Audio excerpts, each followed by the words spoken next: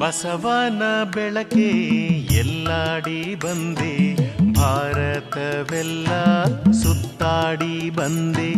ಬಸವನ ಬೆಳಕೆ ಎಲ್ಲಾಡಿ ಬಂದೆ, ಭಾರತವೆಲ್ಲ ಸುತ್ತಾಡಿ ಬಂದೆ.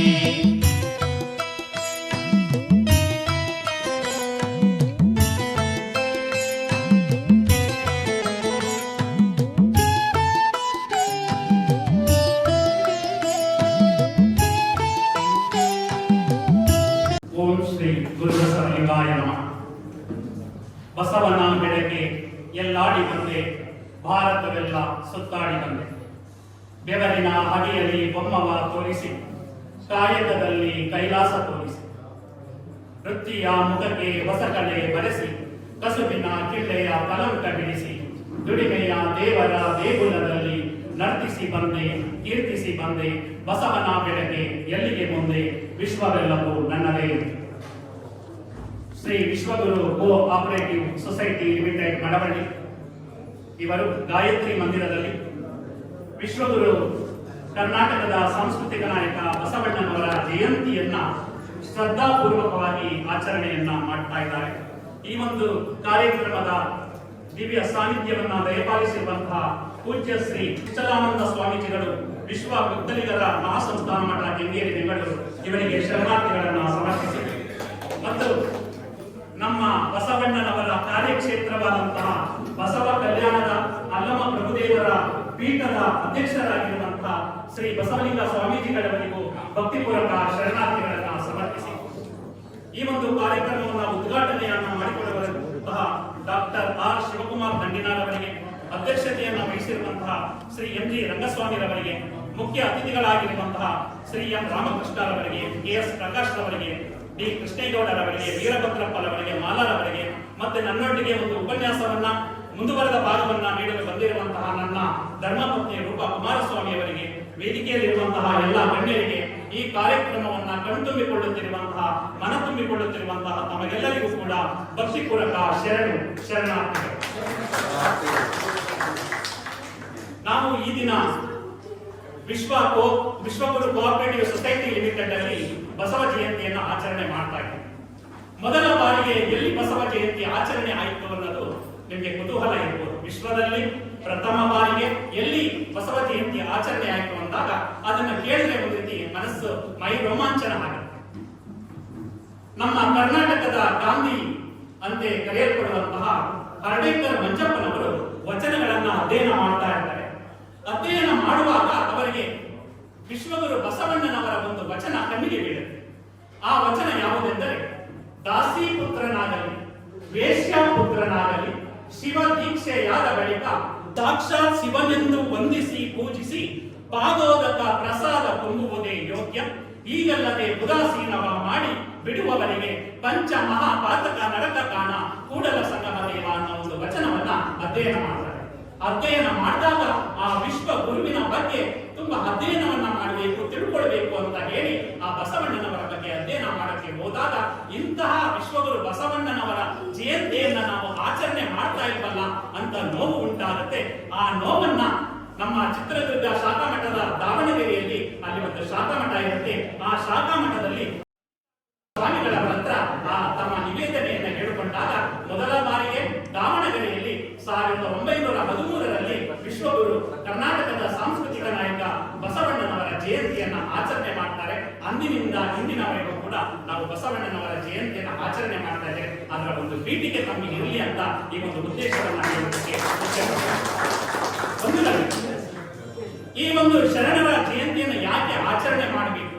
ನಾವೆಲ್ಲ ಇಷ್ಟೊಂದು ಕೆಲಸವನ್ನ ಬಿಟ್ಟು ನಾವಿಲ್ಲಿಗೆ ಬಂದಿದ್ದೀವಿ, ಸ್ವಾಮೀಜಿಗಳು ಬಂದಿದ್ದಾರೆ, ನೀವೆಲ್ಲ ಬಂದಿದ್ದೀರ. ಇದರಿಂದ ಒಂದು ಉಪಯೋಗ ಇರಬೇಕಲ್ವಾ? ಊಟ ಮಾಡೋದ್ರೂ ಕೂಡ ಉಪಯೋಗ ಇರುತ್ತೆ, ಯಾಕಂದ್ರೆ ನಾವು ಚಲನಶೀಲವಾಗಿ ನಡೆದಾಡಬೇಕು ಅನ್ನೋ ಉದ್ದೇಶ. ಹಾಗೆ ಈ ಒಂದು ಬಸವ ಜಯಂತಿಯನ್ನು ಆಚರಣೆ ಮಾಡಬೇಕಾದ ಒಂದು ಉದ್ದೇಶ ಇದೆಯಲ್ಲ, ಅದಕ್ಕೆ ನಮ್ಮ ಚಿನ್ಮಯ ಚನ್ನಬಸವಣ್ಣ ಹೇಳಿದ್ದಾರೆ, ಮಂಡೆ ಮಾಸಿದಡೆ ಮಹಾ ಮಜ್ಜನವ ಮಾಡುವುದು, ವಸ್ತ್ರ ಮಾಸಿದಡೆ ಮಡಿವಾಳರಿಗಿಕ್ಕುವುದು, ಮನದ ಮೈಲಿಗೆಯ ತೊಳೆಯಬೇಕಾದರೆ ಕೂಡಲ ಚನ್ನ ಸಂಗಯ್ಯನ ಶರಣರ ಅನುಭವ ಮಾಡಿ. ತುಂಬಾ ಅದ್ಭುತವಾದಂತಹ ವಚನ. ಮಂಡೆ ನಮ್ಮ ತಲೆ ಕೊಳಕಾದ್ರೆ ಏನ್ ಮಾಡ್ತೀವಿ? ಮಹಾಮಜ್ಜನ ಮಾಡ್ತೀವಿ. ತಲೆಯಿಂದ ಸ್ನಾನ ಮಾಡ್ತೀವಿ, ಅದನ್ನು ಮಹಾಮಜ್ಜನ ಅಂತ ಕರೀತೀವಿ. ವಸ್ತ್ರ ಮಾಸಿದರೆ, ವಸ್ತ್ರ ಕೊಳಕಾದ್ರೆ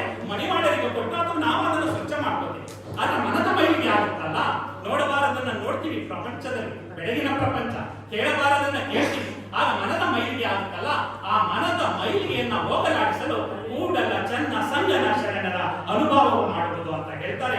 ಅಂತಹ ಒಂದು ಶರಣರ ಅನುಭವ ಮಾಡುವಂತಹ ಅನುಭವವನ್ನ ಕೇಳುವಂತಹ ಒಂದು ವಿಶ್ವಗುರು ಬಸವಣ್ಣನವರ ಜಯಂತಿಯನ್ನ ಈ ದಿನ ನಮ್ಮ ಮಳವಳ್ಳಿಯ ಗಾಯತ್ರಿ ಮಂದಿರದಲ್ಲಿ ಆಚರಿಸ್ತಾ ಇರುವಂತದ್ದು ತುಂಬಾ ಖುಷಿ ಕೊಡುವಂತಹ ವಿಚಾರ ಅಂತ ನಾನಾದ್ರೂ ಭಾವಿಸ್ತೇನೆ. ಬಂಧುಗಳೇ, ಇಲ್ಲಿ ನಾವು ಬಸವಣ್ಣನವರ ವಚನವನ್ನ ಹೇಳ್ತಾ ಇದ್ದೀವಿ, ಅಕ್ಕ ಮಹಾದೇವಿಯವರ ವಚನವನ್ನ ಹೇಳ್ತಾ ಇದ್ದೀವಿ, ಚನ್ನಬಸವಣ್ಣನವರ ವಚನವನ್ನ ಹೇಳ್ತಾ ಇದ್ದೀವಿ ಅಂದ್ರೆ ಕೇವಲ ನಾವು ಹೇಳೋರು ಮಾತ್ರ ಆಗಬಾರ್ದು, ಅವರ ಒಂದು ತತ್ವವನ್ನ ಆಚರಣೆ ಮಾಡುವಂತವರು ಕೂಡ ನಾವು ಆಗ್ಬೇಕು. ಈಗ ಇಲ್ಲಿ ಬಸವಣ್ಣನವರು ವಚನವನ್ನ ಹೇಳ್ತಾ ಇದ್ದೀವಿ ಅಂದ್ರೆ ಬಸವಣ್ಣನವರ ಪ್ರತಿನಿಧಿಯಾಗಿ ಆ ವಚನ ಬರ್ತಾ ಇದೆ, ಆ ವಚನವನ್ನ ಜೀವನದಲ್ಲಿ ಅಳವಡಿಸಿಕೊಳ್ಬೇಕು ಅನ್ನೋದು ನಮ್ಮ ಉದ್ದೇಶ ಆಗ್ಬೇಕು. ಅದಕ್ಕೆ ನಮ್ಮ ಮಡಿವಾಳ ಮಾಚಿದೇವರು ಒಂದು ವಚನವನ್ನ ಕೋಟ್ ಮಾಡ್ತಾರೆ. ಎಂತಹ ಅದ್ಭುತವಾದ ವಚನ ಅಂದ್ರೆ, ಉದಾಸೀನ ಮಾಡಿದರೆಂದು ಬೆಂಬೀಳುವರೆ ಅಯ್ಯ ಬಸವಣ್ಣ, ಎನ್ನ ಕಾಯದೊಳಗೆ ನಿನ್ನ ಕಾಯವಿಟ್ಟುದು ಬಸವಣ್ಣ, ಎನ್ನ ಜೀವದೊಳಗೆ ನಿನ್ನ ಜೀವವಿಟ್ಟುದು ಬಸವಣ್ಣ, ಎನ್ನ ಭಾವದೊಳಗೆ ನಿನ್ನ ಭಾವವಿಟ್ಟುದು ಬಸವಣ್ಣ, ಎನ್ನ ಕರಣ ನಿನ್ನ ಕರಣ ಬಸವಣ್ಣ, ಆನು ನೀನಾದ ಕಾರಣ ರೂಪಿಂಗೆ ಆನು ನೀನಾದ ಕಾರಣ ರೂಪಿಂಗೆ ಕೇಳಿಟ್ಟು ನಿರೂಪು ಕರ್ಪುರ ಅಗ್ನಿ ಬಸವಣ್ಣ, ಚಿಂತಿಸುವರೇ ದೇವರ ದೇವ ಕಲಿದೇವ ಅಂತ ಹೇಳ್ತಾರೆ. ಅಂದ್ರೆ ಎನ್ನ ಕಾಯದೊಳಗೆ ನಿನ್ನ ಕಾಯ ಇದೆ, ಎನ್ನ ಜೀವದೊಳಗೆ ನಿನ್ನ ಜೀವ ಇದೆ, ಎನ್ನ ಭಾವದೊಳಗೆ ನಿನ್ನ ಭಾವ ಇದೆ ಅಂತ ಹೇಳ್ತಾರಲ್ಲ, ಆ ಒಂದು ಭಾವವನ್ನ ರೂಢಿಸಿಕೊಂಡು ನಾವು ವಚನಗಳನ್ನ ಅಧ್ಯಯನ ಮಾಡಿದಾಗ, ವಚನವನ್ನ ಹೇಳಿದಾಗ ಅದಕ್ಕೆ ಸಾರ್ಥಕತೆಯನ್ನ ಪಡೆಯುತ್ತೆ ಅಂತ ಹೇಳ್ತಾ, ಇಂದು ಬಸವಣ್ಣನವರನ್ನ ಕರ್ನಾಟಕ ಸರ್ಕಾರ ಸಾಂಸ್ಕೃತಿಕ ನಾಯಕ ಅಂತ ಘೋಷಣೆ ಮಾಡಿದೆ. ಅದರ ಉದ್ದೇಶ ನಿಮಗೆ ಗೊತ್ತಿರಬಹುದು. ಬಸವಣ್ಣನವರು ಪ್ರತಿಪಾದಿಸಿದಂತಹ ಕಾಯಕ ಮತ್ತು ದಾಸೋಹದ ತತ್ವ ಮತ್ತು ಜಾತಿ ಮತ್ತು ವರ್ಗರಹಿತ ಸಮಾಜ ಮತ್ತು ಅವರು ಮನುಕುಲಕ್ಕೆ ನೀಡಿದಂತಹ ಸಂದೇಶಗಳು ಸರ್ವಕಾಲಕ್ಕೂ ದಾರಿದೀಪ ಆಗಿರುವುದನ್ನ ಮನಗಂಡು ಬಸವಣ್ಣನವರನ್ನ ಕರ್ನಾಟಕದ ಸಾಂಸ್ಕೃತಿಕ ನಾಯಕ ಅಂತ ಘೋಷಣೆಯನ್ನ ಮಾಡಿದ್ದಾರೆ. ಆ ಘೋಷಣೆ ಮಾಡಿದರೆ ಯಾಕೆ? ಅನೇಕ ಶರಣರು ಬಂದಿದ್ದಾರೆ, ಅನೇಕ ದಾಸರು ಬಂದಿದ್ದಾರೆ, ಎಲ್ಲರನ್ನ ಬಿಟ್ಟು ಬಸವಣ್ಣನವರನ್ನ ಯಾಕೆ ವಿಶ್ವಗುರು ಬಸವಣ್ಣನವರನ್ನ ಸಾಂಸ್ಕೃತಿಕ ನಾಯಕ ಅಂತ ಘೋಷಣೆ ಮಾಡಿದೆ ಅಂತ ಪ್ರಶ್ನೆ ಬರ್ಬೋದು. ಅದಕ್ಕೆ ಶರಣ ಬಹುರೂಪಿ ಚೌಡಯ್ಯ ಹೇಳ್ತಾರೆ. ಆ ಬಹುರೂಪಿ ಚೌಡಯ್ಯನವರು ಒಂದು ವಚನದಲ್ಲಿ ಅನೇಕ ವಚನಗಳಲ್ಲಿ ಕೋಟ್ ಮಾಡ್ಕೊಂಡು ಹೋಗ್ತಾರೆ. ಬಸವಣ್ಣನಿಂದ ಬದುಕಿತಿ ಲೋಕವೆಲ್ಲ ಅಂತ ಒಂದು ವರ್ಡನ್ನ ಕೋಟ್ ಮಾಡ್ತಾರೆ. ಯಾಕೆ ಅಂದ್ರೆ 12ನೇ ಶತಮಾನದವರೆಗೆ ಸರ್ವೇ ಜನಾಃ ಸುಖಿನೋ ಭವಂತು ಅನ್ನೋದು ಒಂದು ಆಶೀರ್ವಾದ ವಾಕ್ಯವಾಗಿರುತ್ತೆ.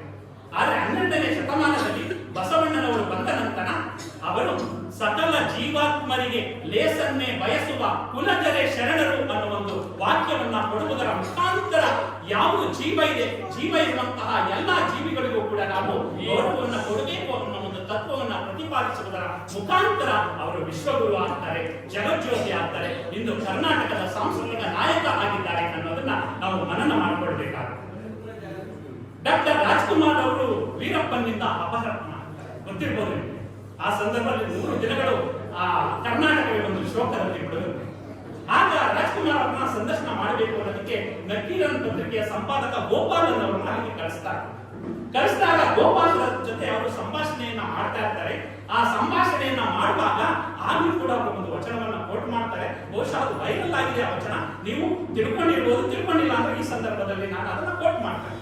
ಅವರು ಆ ಸಂಪಾದನೆ, ಆ ವೀರಪ್ಪನ್ ಮಾಡ್ತಾ ಇರುವಂತಹ ಅನೈತಿಕ ಮಾರ್ಗದ ಸಂಪಾದನೆಯನ್ನ ನೋಡಿ ಅವರು ಯಾವುದೇ ಹೆದರಿಕೆ ಇಲ್ಲ, ಅವರು ತುಂಬಾ ನಿಸ್ಸಂಕೋಚದಿಂದ ನಿರ್ಭಾವದಿಂದ ಅವರು ಆ ಒಂದು ವಚನವನ್ನು ಕೋಟ್ ಮಾಡ್ತಾರೆ. ಏನು ಅಂದ್ರೆ, 100 ಓದಿ 100 ಕೇಳಿದರೆ ಆಸೆ ಹರಿಯದು ರೋಷ ಬಿಡದು, ಮಜ್ಜನ ಕೆರೆದು ಫಲವೇನು, ಮಾತಿನಂತೆ ಮನವಿಲ್ಲದ ಜಾತಿ ಡೊಂಬರ ನೋಡಿ ನಗುವ ನಮ್ಮ ಕೂಡಲ ಸಂಗಮ ದೇವ ಅನ್ನೋ ಒಂದು ವಚನವನ್ನ ಹೇಳಿ ವೀರಪ್ಪನ ಹೃದಯವು ಕೂಡ ಏನಾಗಬೇಕು, ತೆರೆಯಬೇಕು, ಅವನ ಮನಸ್ಸು ಕೂಡ ಅವನಿಗೆ ಅರಳಬೇಕು ಅನ್ನೋ ಒಂದು ನಿಟ್ಟಿನಲ್ಲಿ ನಕೀರನ್ ಪತ್ರಿಕೆಯ ಸಂಪಾದಕ ಗೋಪಾಲನ್ ಮೂಲಕ ಈ ಒಂದು ವಚನವನ್ನ ಉದ್ಗಾರ ಮಾಡಿ ತಮಿಳಿಗೆ ಅದು ಅನುವಾದವನ್ನ ಮಾಡ್ತಾರೆ. ತದನಂತರ ಅವರು ಬಿಡುಗಡೆ ಆಗುವಂತಹ ಸಂದರ್ಭವನ್ನ ನಾವು ಕಾಣಬಹುದು.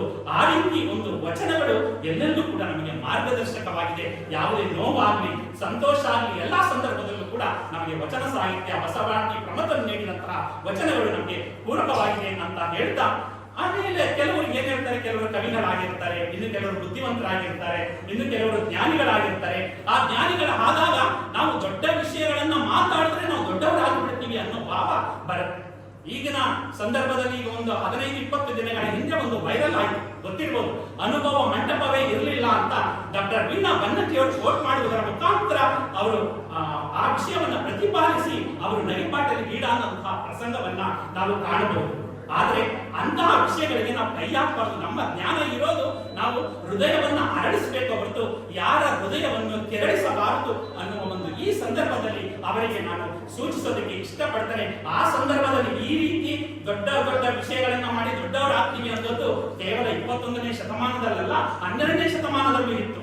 ಅದಕ್ಕೆ ನಮ್ಮ ಚಿನ್ಮಯ ಜ್ಞಾನಿ ಚನ್ನಬಸವಣ್ಣವರು ಹೇಳ್ತಾರೆ, ಇಂತಹ ಕವಿಗಳಿಗೆ ಜ್ಞಾನಿಗಳಿಗೆ ಅವರು ಹೇಳುವಂತಹ ವಚನ, ಕವಿತ್ವ ಸಾಧಕರೆಲ್ಲ ಕಳವಳಿಸಿ ಹೋದರು, ವಿದ್ಯಾ ಸಾಧಕರೆಲ್ಲ ಬುದ್ಧಿಗೆಟ್ಟರು, ತತ್ವ ಸಾಧಕರೆಲ್ಲ ಭಕ್ತಿಹೀನರಾದರು, ಲಿಂಗ ಸಾಧಕರೆಲ್ಲ ಭೂಪಾರಕರಾದರು, ಕೂಡಲ ಚನ್ನ ಸಂಗಮ ದೇವ ನಿಮ್ಮ ಬಸವಣ್ಣ ಜಂಗಮ ಸಾಧಕನಾಗಿ ಸ್ವಯಂ ಲಿಂಗವಾದನು ಅಂತ ಹೇಳ್ತಾರೆ. ಅಂದ್ರೆ ಜಂಗಮ ಸಾಧಕರಾಗಿ ಬಸವಣ್ಣನವರು ಸ್ವಯಂ ಲಿಂಗವಾಗ್ತಾರೆ. ಕವಿಗಳೆಲ್ಲ ಕಳವಳಿಸಿ ಹೊರಟೋಗ್ತಾರೆ. ಯಾರು ವಿದ್ಯೆಯನ್ನ ಸಾಧನೆ ಮಾಡಿದೆ ಅಂತಾರೆ ಅವರು ಬುದ್ಧಿಗೆಡ್ತಾರೆ, ತತ್ವ ಸಾಧನೆ ಮಾಡಿದೆ ಅಂದವರು ಭಕ್ತಿಹೀನರಾಗ್ತಾರೆ, ಲಿಂಗ ಸಾಧಕರು ಕೂಡ ಭೂಭಾರಕರಾಗ್ತಾರೆ. ಆದ್ರೆ ಯಾರು ಜಂಗಮರನ್ನ ಪ್ರೀತಿಯಿಂದ ಕಂಡ್ರು 1,96,000 ಜಂಗಮರು ಬಸವ ಕಲ್ಯಾಣದಲ್ಲಿ ದಾಸೋಹವನ್ನ ಮಾಡ್ತಾ ಇದ್ರು. ಅನುಭವ ಮಂಟಪದಲ್ಲಿ 770 ಅಮರ ಗಣಗಳು ಅಲ್ಲಿ ಚರ್ಚೆಯಲ್ಲಿ ಭಾಗವಹಿಸ್ತಾ ಇದ್ರು. ಅಂದ್ರೆ ಅದಕ್ಕೆ ಬಸವಣ್ಣನವರು ಸ್ವಯಂ ಲಿಂಗ ಆಗ್ತಾರೆ. ಇವತ್ತು ಜಗಜ್ಯೋತಿಯಲ್ಲಿ ನಾವೆಲ್ಲ ಅವರ ಆಚರಣೆ ಮಾಡ್ತಾ ಇದೀವಿ, ಅವರ ತತ್ವಗಳನ್ನ ಒಪ್ಕೊಳ್ತಾ ಇದೀವಿ ಅಂದ್ರೆ ಇದೇ ಒಂದು ಪ್ರಮುಖವಾದ ಉದ್ದೇಶ ಅಂತ ಹೇಳ್ತಾ ಇವೆಲ್ಲವನ್ನ ನಾವು ಜೀವನದಲ್ಲಿ ಅಳವಡಿಸಿಕೊಳ್ಬೇಕು ಬಂಧುಗಳೇ. ಈ ಸಂದರ್ಭದಲ್ಲಿ ನನಗೆ ಒಂದು ದೃಷ್ಟಾಂತ ನೆನಪಿಗೆ ಬರುತ್ತೆ.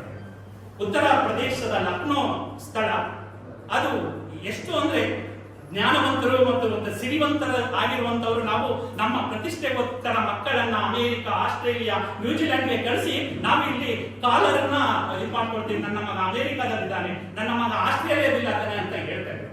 ಉತ್ತರ ಪ್ರದೇಶ ಲಕ್ನೋ ಘಟನೆ ಈಗ ಒಂದು ವಾರದ ಹಿಂದೆ ವಾಟ್ಸ್ಆಪ್ ಅಲ್ಲಿ ಹರಿದಾಡ್ತು ನೋಡಿರ್ಬೋದು. ಅವರು ಮಿಲಿಟರಿಯಲ್ಲಿ ಕರ್ನಲ್ ಆಗಿರ್ತಾರೆ. ಅವರು ತಮ್ಮ ಇಡೀ ಜೀವನವನ್ನೇ ತಮ್ಮ ಗಂಡ ಹೆಂಡತಿ ಇಬ್ಬರು ಕೂಡ ನನ್ನ ಮಕ್ಕಳು ಚೆನ್ನಾಗಿರ್ಬೇಕು ಅಂತ ಪ್ರತಿಷ್ಠಿತ ವಿದ್ಯಾಸಂಸ್ಥೆಗಳಲ್ಲಿ ಓದಿಸ್ತಾರೆ. ಓದಿಸಿ ಅವರಿಗೆ ಒಳ್ಳೆ ಜ್ಞಾನವು ಲಭಿಸುತ್ತೆ, ವಿದ್ಯಾವಂತರಾಗ್ತಾರೆ. ಕೊನೆಗೆ ಅವರಿಗೆ ಪ್ರತಿಷ್ಠಿತ ಸಾಫ್ಟ್ವೇರ್ ಕಂಪನಿ ಅಮೆರಿಕಾದಲ್ಲಿ ಅವರಿಗೆ ಇಂಜಿನಿಯರ್ ಆಗ್ತಾರೆ. ಅಮೆರಿಕ ಹೋಗಿ ಇಬ್ರು ನೆಲೆಸ್ತಾರೆ. ಇಲ್ಲಿ ಗಂಡ ಹೆಂಡತಿ ಇಬ್ಬರು ಮಕ್ಕಳು ಓದಿಸಿದವರು ಅಮೆರಿಕದಲ್ಲಿ. ಆಗ ಹಾಗೆ ಜೀವನ ನಡೀತಾ ಇರುತ್ತೆ. ರಿಟೈರ್ಡ್ ಆಗ್ತಾರೆ, ನಿವೃತ್ತರಾಗ್ತಾರೆ. ಅವರಿಗೆ ಪ್ರಶಸ್ತಿ, ಪದಕ, ಪಾರಿತೋಷಕಗಳು ಬಂದಿರುತ್ತೆ. ಅವರು ಅಮೆರಿಕದಲ್ಲಿ ನೆಲೆಸಿದ್ದಾರೆ. ತಾಯಿಗೆ 65-66 ವರ್ಷ. ಅವರು ದೈವಾಧೀನರಾಗ್ತಾರೆ, ಲಿಂಗೈಕ್ಯರಾಗ್ತಾರೆ. ಆ ಸಂದರ್ಭದಲ್ಲಿ ಆ ತಂದೆ ಅವರಿಗೆ ಮೆಸೇಜ್ ಅನ್ನು ಕೊಡ್ತಾರೆ, ನಿಮ್ಮ ತಾಯಿ ತೀರೋಗಿದ್ದಾರಪ್ಪ, ಇಬ್ರು ಬಂದ್ಬಿಡಿ ಅಂದಾಗ ಆ ಇಬ್ಬರು ಮಕ್ಕಳಲ್ಲಿ ಒಬ್ಬ ಕಿರಿಮಗ ಬರ್ತಾನೆ. ಇನ್ನೇನು ಅವರನ್ನ ಅಂತ್ಯಕ್ರಿಯೆ ಮಾಡಬೇಕು. ಅಂತ್ಯಕ್ರಿಯೆ ಮಾಡೋದಕ್ಕೆ ಹೋದಾಗ ಇನ್ನೇನು ನಮ್ಮ ಅಪ್ಪ ಕೇಳ್ತಾರೆ, ಅಪ್ಪ ನೀನ್ ಬಂದಲ್ಲ ಅಣ್ಣ ಇಲ್ಲಿ ಅಂದಾಗ ಗೊತ್ತಿಲ್ಲ. ಆಮೇಲೆ ಫೋನಲ್ಲಿ ಮಾತಾಡ್ಕೊಂಡಿರ್ತಾರೆ. ಅಪ್ಪ ಅಣ್ಣ ಈ ರೀತಿ ಹೇಳಿದ, ನಮ್ಗಿಬ್ಬರಿದ್ದಾರೆ ಅಂದ್ರೆ ತಂದೆ ಇದ್ದಾರೆ, ತಾಯಿ ಇದ್ದಾರೆ. ತಾಯಿ ಸತ್ತೋದಾಗ ನೀನು ಹೋಗು, ತಂದೆ ಸತ್ತೋದಾಗ ನಾನು ಹೋಗ್ತೀನಿ ಅಂತ ಅದಕ್ಕೆ ನಾನು ಬಂದಿದ್ದೀನಿ ಅಂದಾಗ ಅವರ ಹೃದಯ ಏನಾಗಿರ್ಬೇಕು. ಆ ತಂದೆ ಅಷ್ಟು ವರ್ಷಗಳು ಬೆಳೆಸಿದಂತಹ ಆ ಮಕ್ಕಳು ಮಾಡಿದಂತಹ ಹಾರೈಕೆ, ಅವರು ತೋರಿಸಿದಂತಹ ಪ್ರೀತಿಗೆ ಎಲ್ಲಿ ಬೆಲೆ ಇದೆ ಅನ್ನೋದನ್ನ ನಾವು ಅರ್ಥ ಮಾಡಿಕೊಳ್ಳಬೇಕಾಗುತ್ತೆ. ಆಗ ಅವರು ಒಂದು 5 ನಿಮಿಷ ಬರ್ತೀನಿ ಅಂತ ಒಂದು ಕೊಠಡಿಗೆ ಹೋಗ್ತಾರೆ. ಕೊಠಡಿಗೆ ಹೋದ ನಂತರ ಅಲ್ಲಿ ಒಂದು ಪತ್ರವನ್ನ ಬರೀತಾರೆ. ಕಿರಿಯ ಮಗನೇ, ನನಗೆ ಸರ್ಕಾರ ಪಾರಿತೋಷಕಗಳನ್ನು ಕೊಟ್ಟಿದೆ, ಎಲ್ಲವನ್ನು ಕೊಟ್ಟಿದೆ. ಅದೆಲ್ಲವನ್ನ ಸರ್ಕಾರಕ್ಕೆ ಹಿಂದಿರುಗಿಸು. ನನ್ನ ಮನೆಯಲ್ಲಿ ಹಣ ಇದೆ, ಆ ಇರುವಂತಹ ಹಣವನ್ನ ನಮ್ಮ ಮನೆಯಲ್ಲಿ ಕೆಲಸ ಮಾಡ್ತಾ ಇದ್ರಲ್ಲ ಆ ಕೆಲಸದವರಿಗೆ ಕೊಡು. ಠೇವಣಿ ಇಟ್ಟಿದ್ದೀನಿ, ಆ ಠೇವಣಿಯಲ್ಲಿ ಅರ್ಧ ಠೇವಣಿಯನ್ನ ವೃದ್ಧಾಶ್ರಮಗಳನ್ನ ನಡೆಸ್ತಾ ಇದ್ರಲ್ಲ ಆ ವೃದ್ಧಾಶ್ರಮಕ್ಕೆ ಕೊಡು. ಇನ್ನು ಅರ್ಧ ಠೇವಣಿಯನ್ನ ನಮ್ಮ ಮಿಲಿಟರಿಯಲ್ಲಿ ಕಲ್ಯಾಣ ಯೋಜನೆ ಇದೆಯಲ್ಲ ಆ ಕಲ್ಯಾಣ ಯೋಜನೆಗೆ ಅದನ್ನ ಕೊಡು ಅಂತ ಹೇಳಿ ನಂತರ ಶೂಟ್ ಮಾಡಿಕೊಡ್ತಾರೆ. ಸೌಂಡ್ ಕೇಳುತ್ತೆ. ಎಲ್ಲ ಒಳಗಡೆ ಹೋದಾಗ ಅವರು ಡೆತ್ ನೋಟ್ ಬಂದಿರೋದನ್ನ ಗೊತ್ತಾಗುತ್ತೆ. ಎಲ್ಲರಿಗೂ ಕೂಡ ಒಂದು ಕರುಳು ಹಿಂಡಿದಂತಹ ಅನುಭವ ಆಗುತ್ತೆ. ಅದಕ್ಕೆ ನಾವು ವಿಶೇಷವಾದಂತಹ ಸಂದರ್ಭ ಅಂದ್ರೆ ಮೋಳಿಗೆ ಮಾರಯ್ಯ ಅಂತ ಬರ್ತಾರೆ. ಈ ಸಂದರ್ಭವನ್ನ ನೆನೆಸ್ಕೊಂಡ್ರೆ ವಚನಗಳೇ ಅದಕ್ಕೆ ಉದಾಹರಣೆಗಳಾಗುತ್ತೆ. ಮೋಳಿಗೆ ಮಾರಯ್ಯ ಕಾಶ್ಮೀರದಿಂದ ಬಂದಿರ್ತಾರೆ. ಅವರು ಅರಸುತನಕ್ಕೆ ತಿಲಾಂಜಲಿ ಹೇಳಿ ಬಸವ ಕಲ್ಯಾಣದಲ್ಲಿ ಕಟ್ಟಿಗೆ ಮಾರುವಂತ ಕಾಯಕವನ್ನ ಕೈಗೊಳ್ತಾರೆ. ಅವರು ಆ ಒಂದು ಸ್ಥಿತಿಯನ್ನ, ಜನರ ಒಂದು ಪರಿಸ್ಥಿತಿಯನ್ನ ನೋಡಿ ಅವರಿಗೆ ಹೇಳುವಂತಹ ವಚನ, ಆನೆ ಕುದುರೆ ಭಂಡಾರವಿರ್ತಾರೇನು, ತಾನುವುದು ಪಡಿಯಕ್ಕಿ ಒಂದಾವಿನ ಹಾಲು ಮಲಗುವುದರ್ಧ ಮಂಚ, ಈ ಹುರುಳಿಲ್ಲದ ಸಿರಿಯ ನೆಚ್ಚಿ ಕೆಡಬೇಡ ಮಂಚ, ಒಡಲು ಭೂಮಿಯ ಸಂಘ ಒಡವೆ ತಾನೇ ನಪ್ಪುದು, ಕೈ ಹಿಡಿದ ಮಡದಿ ಪರರ ಸಂಘ ಪ್ರಾಣ ವಾಯುವಿನ ಸಂಘ, ಸಾವಿಗೆ ಸಂಗಡ ವಾರುಗಿಲ್ಲ ಕಾಣ, ನಿಕಳಂಕ ಮಲ್ಲಿಕಾರ್ಜುನ ಅಂತ ಹೇಳ್ತಾರೆ. ಎಂತಹ ಅದ್ಭುತವಾದ ವಚನ ಅಲ್ಲ.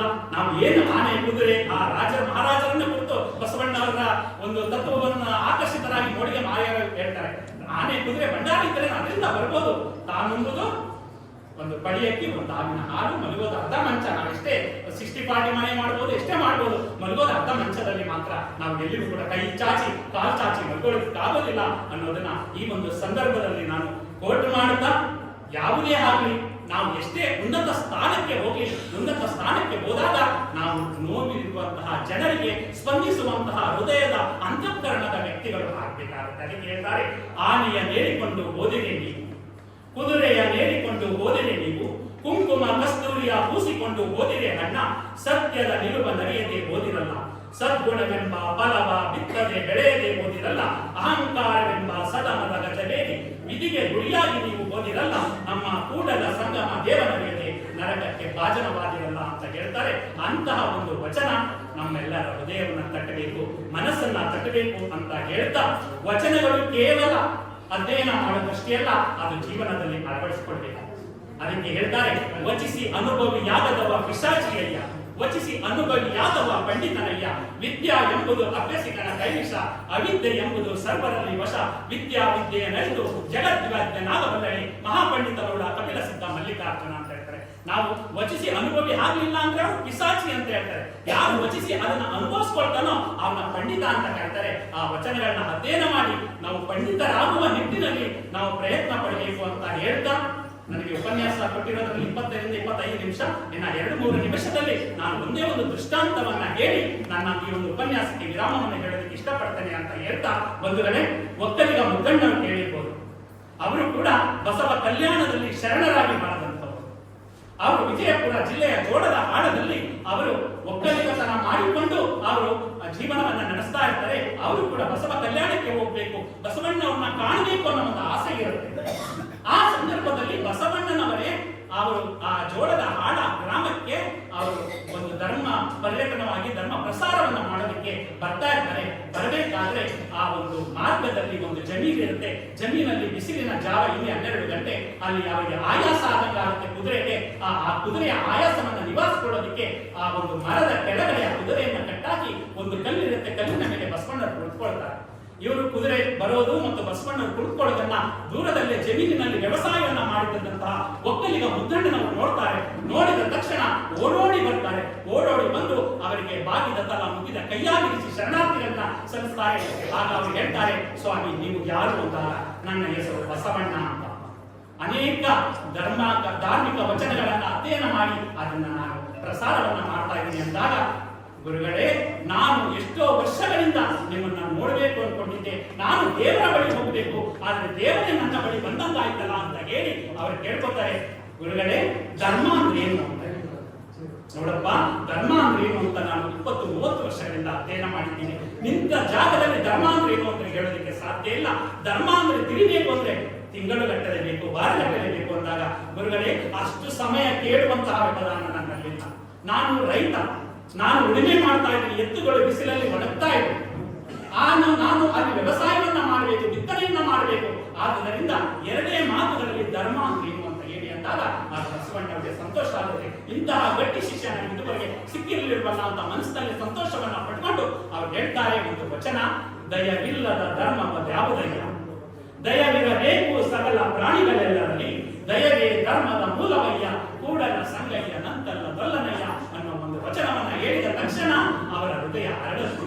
ಆ ಕಡೆಯಿಂದ ಬರಬೇಕಾದ್ರೆ ಬಾರುಕೋಲನ್ನ ಇಟ್ಕೊಂಡು ಬಂದಿರ್ತಾರೆ. ಆ ಬಾರುಕೋಲನ್ನ ಬಿಸಾಡ್ತಾರೆ. ಬಾರುಕೋಲನ್ನ ಬಿಸಾಡಿ ಆ ಬಸವಣ್ಣನವರಿಗೆ ಶರಣಾರ್ಥಿಗಳನ್ನ ಸಮರ್ಪಿಸಿ ಈ ಕಡೆಯಿಂದ ಅವರು ಹೋಗಬೇಕಾದ್ರೆ ಹೂವಿನ ರೀತಿಯ ಹಗುರವಾದ ಹೆಜ್ಜೆಯನ್ನ ಹಾಕಿ ಹೋಗ್ತಾರೆ. ಶತ್ರು ಮಿತ್ರನೆನ್ನದೆ ಪ್ರತಿಯೊಬ್ಬರನ್ನು ಕೂಡ ಪ್ರೀತಿಯ ಮಕರಂದದಲ್ಲಿ ಅತಿ ತೆಗೆಯಬೇಕು, ಇದೇ ಧರ್ಮ ಸರ್ವಸ್ವ ಅನ್ನೋದನ್ನ ತಿಳ್ಕೊಂಡು ಅವರು ಎತ್ತುಗಳಿಗೆ ಅಲ್ಲಿವರೆಗೆ ಬಾರುಕೋಲಲ್ಲಿ ಬಡಿತಾ ಇರ್ತಾರೆ. ಆ ಎತ್ತುಗಳನ್ನು ಎದೆಗೆ ಹರಿಸಿಕೊಂಡು ಪ್ರೀತಿಯ ವರ್ಷವನ್ನ ಕರೀತಾರೆ, ಪ್ರೀತಿಯ ಮಳೆಯನ್ನ ಕರೀತಾರೆ. ಅವರು ಕೂಡ ವಚನಕಾರರಾಗಿ ಹುಟ್ಟುಕೊಂಡು ಬಸವ ಕಲ್ಯಾಣಕ್ಕೆ ಹೋಗ್ತಾರೆ. ಅವರಿಗೆ ಹೇಳುವಂತಹ ವಚನ ಅದ್ಭುತವಾದ ವಚನ, ಅಂಗವೇ ಭೂಮಿಯಾಗಿ ಲಿಂಗವೇ ಬೆಳೆಯಾಗಿ ವಿಶ್ವಾಸವೆಂಬ ಭತ್ತವನಿದು ನುಂಡು ಸುಖಿಯಾಗಿರಬೇಕೆಂಬ ಕಾಮ ಭೀಮ ಜೀವದನ ಬೆಳೆಯ. ಅಂಗವೇ ಭೂಮಿ ಆಗಬೇಕು, ನಮ್ಮ ದೇಹವೇ ಏನಾಗಬೇಕು, ದೇವಾಲಯ ಆಗಬೇಕು. ಲಿಂಗವೇ ಬೆಳೆಯಾಗಬೇಕು. ಅವರು ಕೊಟ್ಟಂತಹ ಇಷ್ಟಲಿಂಗ ಅದು ಬೆಳೆಯಾಗಬೇಕು. ಆ ಲಿಂಗದ ಮೇಲೆ ವಿಶ್ವಾಸ ಅನ್ನೋ ಒಂದು ಭತ್ತ ಬಲಿದು ಅದನ್ನ ಉಂಟು ಸುಖಿಯಾಗಿರಬೇಕೆಂದ ಕಾಮ ಭೀಮ ಜೀವದನ ಒಡೆಯ ಅನ್ನೋ ಒಂದು ವಚನ ಎಷ್ಟು ಅದ್ಭುತವಾಗಿದೆ ಅಂದ್ರೆ ಆ ವಚನವನ್ನ ಕೇಳಿ ನಾವು ಪ್ರತಿಯೊಬ್ಬರಲ್ಲೂ ಕೂಡ ದಯೆಯನ್ನ ರೂಢಿಸಿಕೊಳ್ಳೋಣ. ಇಂದಿನ ಕಾಲಘಟ್ಟದಲ್ಲಿ ಈ ದಯವೇ ಧರ್ಮದ ಮೂಲವಯ್ಯ ಅನ್ನೋ ಒಂದು ವಚನಕ್ಕೆ ಒಂದು ಅರ್ಥಗರ್ಭಿತವಾದಂತಹ ಮಾಹಿತಿ ಇದೆ, ಮೌಲ್ಯ ಇದೆ ಅಂತ ಹೇಳ್ತಾ ಕೊನೆಯದಾಗಿ ಬಸವಣ್ಣನವರು ಕೊಡುವಂತಹ ಪ್ರತಿಯೊಂದು ವಚನವೂ ಕೂಡ ಕಥೆಯ ರೂಪದಲ್ಲಿ ನಮಗೆ ಭಾಸ ಆಗುತ್ತೆ. ಅವ್ರು ಹೇಳ್ತಾನೆ, ಹಾದರಕ್ಕೆ ಹೋದಡೆ ಕಳ್ಳದಮ್ಮವಾಯಿತು, ಹಾಡು ಗೋಡೆಗೆ ಹೋದಡೆ ಚೇಳುವುರಿತ್ತು, ಅಬ್ಬರವ ಕೇಳಿ ತಳವಾರ ಹುಟ್ಟ ಸೀರೆ ಸುರಿದ, ನಾಚಿ ಹೋದಡೆ ಮನೆಯ ಗಂಡ ಬಾರನೆತ್ತಿದ, ಅರಸು ಕೂಡಲ ಸಂಗಮ ದೇವ ದಂಡವ ಕೊಂಡ ಅಂತ ಕೇವಲ 5 ಸಾಲಿನ ವಚನದಲ್ಲಿ ಒಂದು ಕಥೆಯನ್ನು ಹೇಳ್ಬಿಡ್ತಾರೆ. ಈ ಕಥೆ ನಿಮ್ಗೆ ಅರ್ಥ ಆಯ್ತು ಅನ್ಕೊಂಡಿದ್ದೀನಿ. ಹಾದರಕ್ಕೆ ಹೋದರೆ ಕಳ್ಳದಮ್ಮವಾಯಿತು, ಮದುವೆ ಆಗಿದೆ, ಮದುವೆ ಆಗ್ಬಿಟ್ಟು ಬೇರೆ ಒಬ್ಬ ಹಿರಿಯನ ಜೊತೆಗೆ ಹೋಗ್ಬೇಕು ಅನ್ಕೊಂಡಾಗ ಆ ಕಳ್ಳದಮ್ಮ ಆಗುತ್ತೆ ಅಂದ್ರೆ ಅವಳು ಹಿರಿಯನ ನಾಣ್ಯವಾಗ್ತಾಳೆ. ಕಳ್ಳದಮ್ಮ ಅಂದ್ರೆ ಕಳ್ಳ ನಾಣ್ಯವಾಗ್ತಾಳೆ. ಹಾಡು ಗೋಡೆಗೆ ಹೋದರೆ ಚೇಳುರಿತ್ತು, ಆಗ ಹಿರಿಯನ್ನ ಕೂಡೋದಕ್ಕೆ ಅವಳು ಹಾಡು ಗೋಡೆಗೆ ಹೋಗ್ತಾಳೆ. ಆ ಹಾಡು ಗೋಡೆಗೆ ಆ ಹಿರಿಯ ಬರ್ತಾನೆ, ಇನ್ನೇನು ಅವನನ್ನ ಮಾತನಾಡಿಸ್ಬೇಕು ಅಂದಾಗ ಹಾಡು ಗೋಡೆಯಲ್ಲಿರುವಂತಹ ಚೇಳು ಅವಳನ್ನ ಕಳೆದು ಬಿಡುತ್ತೆ. ಕಚ್ಚಿದಾಗ ಆ ಹಿರಿಯ ಏನ್ ಮಾಡ್ತಾನೆ, ಬಿಟ್ಟು ಓಡ್ಬಿಡ್ತಾನೆ. ಆಗ ಅಲ್ಲಿ ತಳವಾರ ಇರ್ತಾನಲ್ಲ, ಅಬ್ಬರವ ಕೇಳಿ ತಳವಾರ ಪುಟ್ಟ ಸೀರೆಯ ಸುರಿದ. ಆ ಅಬ್ಬರವನ್ನ ಕೇಳ್ತಾನೆ, ತಳವಾರ ಬಂದು ಅವಳನ್ನ ಒಡವೆ ಕೇಳ್ತಾನೆ. ಒಡವೆ ಕೊಡಲ್ಲ ಅಂದಾಗ ಅವಳು ಸೀರೆಯನ್ನು ಏನ್ ಮಾಡ್ತಾನೆ, ಕಸಿದುಕೊಳ್ತಾನೆ. ನಾಚಿಕೆ ಆಗುತ್ತೆ. ನಾಚಿಕೆ ಆದಾಗ ಅವಳು ಹೇಳ್ತಾರೆ, ಮುಂದಿನ ವಚನ ಇದೇನು ನನ್ನ ಕಥೆಯಲ್ಲ, ಪುರಾಣ ಹೇಳ್ತಾ ಇರೋದು, ವಚನಾಧಾರಿತವಾಗಿ ಹೇಳ್ತಾ ಇರೋದು. ನಾಚಿ ಹೋದರೆ ಮನೆಯ ಗಂಡ ಬೆನ್ನ ಬಾರ ನಿಂತಿದ. ನಾಚಿಕೆ ಆಗ್ಬಿಡುತ್ತೆ, ಸೀರೆ ಹೋಯ್ತಲ್ಲ ಅಂತ ಮನೆ ಹತ್ರ ಹೋಗ್ತಾಳೆ. ಮನೆಯ ಗಂಡನ ನೋಡ್ತಾನೆ, ಗಂಟೆ ನೋಟಾಗ ಅವನ ಬೆನ್ನ ಬಾರುಕೋಲಲ್ಲಿ ಹೊಡಿತಾಳೆ. ಹೊಡೆದಿ ಆ ಮಹಾರಾಜನಿಗೆ ಸುದ್ದಿ ಹೋಗುತ್ತೆ, ಅರಸು ಕೂಡಲ ಸಂಗಮ ದೇವ ದಂಡವ ಕೊಂಡ. ಆಗ ಕೂಡಲ ಸಂಗಮ ದೇವ ಅರಸು ಅವನೇನ್ ಮಾಡ್ತಾನೆ, ದಂಡವನ್ನ ಹಾಕ್ತಾನೆ. ಹಿಂಗೆ ನಾವು ಅನೈತಿಕ ಮಾರ್ಗವನ್ನ ಹಿಡಿದ್ರೆ ಏನೆಲ್ಲ ತೊಂದರೆ ಆಗುತ್ತೆ ಅಂತ 5 ಸಾಲಿನ ವಚನದಲ್ಲಿ ಒಂದು ವಿಶಾಲವಾದಂತಹ ಸಾಗರದಲ್ಲಿ ಸಾಸಿವೆಯನ್ನ ಅಡಗಿಸುವಂತಹ ಒಂದು ತತ್ವವನ್ನ ವಿಶ್ವಗುರು ಬಸವಣ್ಣನವರು ಕೊಟ್ಟಿದ್ದಾರೆ ಅಂತ ಹೇಳ್ತಾ, ಇನ್ನು ಅನೇಕರು ಮಾತನಾಡೋದಿದೆ, ಇನ್ನೂ ಅನೇಕ ವಿಷಯಗಳಿದೆ. ಆದರೆ ಮತ್ತೊಂದು ಸಂದರ್ಭದಲ್ಲಿ ಆ ವಿಚಾರಗಳನ್ನ ಪ್ರಸ್ತಾಪ ಮಾಡ್ತಾನೆ ಅಂತ ಹೇಳ್ತಾ, ಇವತ್ತು ವಿಶ್ವಗುರು ಕೋಆಪರೇಟಿವ್ ಸೊಸೈಟಿ ಲಿಮಿಟೆಡ್ ನ ಬಂಧುಗಳು ನಮ್ಮೆಲ್ಲರನ್ನು ಇಲ್ಲಿಗೆ ಕರೆಸಿ, ಮುಖ್ಯವಾಗಿ ನಮ್ಮ ಸಿದ್ಧಲಿಂಗ ಸ್ವಾಮಿಯವರು ಮತ್ತು ಅಧ್ಯಕ್ಷರು ಮತ್ತೆ ನಮ್ಮ ಲಯನ್ಸ್ ಅಧ್ಯಕ್ಷರು ಇವರೆಲ್ಲ ಸೇರಿ ನಮ್ಮ ಮನೆಗೆ ಬಂದು ನಮ್ಮನ್ನು ಆಹ್ವಾನ ಮಾಡಿ, ಮಳವಳ್ಳಿಯಲ್ಲಿ ಬಸವ ಜಯಂತಿಯನ್ನು ಆಚರಣೆ ಮಾಡ್ತಾ ಇದ್ದೀವಿ, 1-2 ನುಡಿಗಳನ್ನ ನುಡಿಬೇಕು ಅಂತ ಹೇಳಿದ್ರು. ಬಂದು ಅವರ ಪ್ರೀತಿಗೆ ಪಾತ್ರನಾಗಿ ಇಲ್ಲಿ ಕೆಲವು ವಿಚಾರಗಳನ್ನ ಇಲ್ಲಿ ಪ್ರಸ್ತಾಪ ಮಾಡಿದ್ದೇನೆ. ಇದೇನಾದ್ರೂ ನಿಮ್ಮ ಮನದ ಮೈಲಿಗೆಯನ್ನ ಹೋಗಲಾಡಿಸಿದ್ರೆ ನಾನು ಮಾತನಾಡೋದಕ್ಕೂ ಕೂಡ ಸಾರ್ಥಕ ಆಗುತ್ತೆ ಅಂತ ಹೇಳ್ತಾ, ಹೊರಡುವೆ ನಾನು ಹೊರಡುವೆ ಮುಂದೆ, ಬರುವುದು ವಿಶ್ವವು ನನ್ನಯ ಹಿಂದೆ, ಅವರಿವರೆಂಬೆನೆ ಎಲ್ಲರೂ ಒಂದೇ, ಎಲ್ಲರಿಗಿರುವನು ಒಬ್ಬನೇ ತಂದೆ, ಬರುವೆನು ಭೂಮಿಯನ್ನು ಬೆಳಗಿ ಬಸವನ ಬೆಳಕೆ ಎಲ್ಲಾಡಿ ಬಂದೆ, ಭಾರತವೆಲ್ಲ ಸುತ್ತಾಡಿ ಬಂದೆ ಅಂತ ಹೇಳ್ತಾ, ಬಸವನ ಬೆಳಕು ಇಡೀ ವಿಶ್ವವನ್ನೇ ಸುತ್ತಾ ಇದೆ. ಅಂತ ವಿಶ್ವ ಬೆಳಕಿನಲ್ಲಿ ನಾವು ಆ ಬೆಳಕಿನಲ್ಲಿ ನಾವು ಪಾವನರಾಗೋಣ. ಇವತ್ತು ಬಸವ ಜಯಂತಿ ಆಚರಣೆ ಮಾಡೋದರ ಮುಖಾಂತರ ನಮ್ಮೆಲ್ಲರ ಹೃದಯವನ್ನ ಗೆದ್ದಿರುವಂತಹ ಶ್ರೀ ವಿಶ್ವಗುರು ಹೆಸರೇ ವಿಶ್ವಗುರು ಅಂತ ಇದೆ. ಆ ವಿಶ್ವಗುರು ಬಸವ ಜಯಂತಿ ವಿಶ್ವಗುರು ಕೋಆಪರೇಟಿವ್ ಸೊಸೈಟಿ ಲಿಮಿಟೆಡ್ ಮಳವಳ್ಳಿಯಲ್ಲಿ ಅನ್ವರ್ಥವಾಗಿ ಆಚರಣೆ ಆಗ್ತಾ ಇರೋದು ನನ್ನ ಹೃದಯಕ್ಕೆ ತುಂಬಾ ಸಂತೋಷವನ್ನ ಕೊಟ್ಟಿದೆ ಅಂತ ಹೇಳ್ತಾ, ನನ್ನ 1-2 ನುಡಿಗೆ ವಿರಾಮವನ್ನು ಹೇಳ್ತಾ ಇದ್ದೇನೆ. ಜೈ ಬಸವ, ಜೈ ಶರಣ.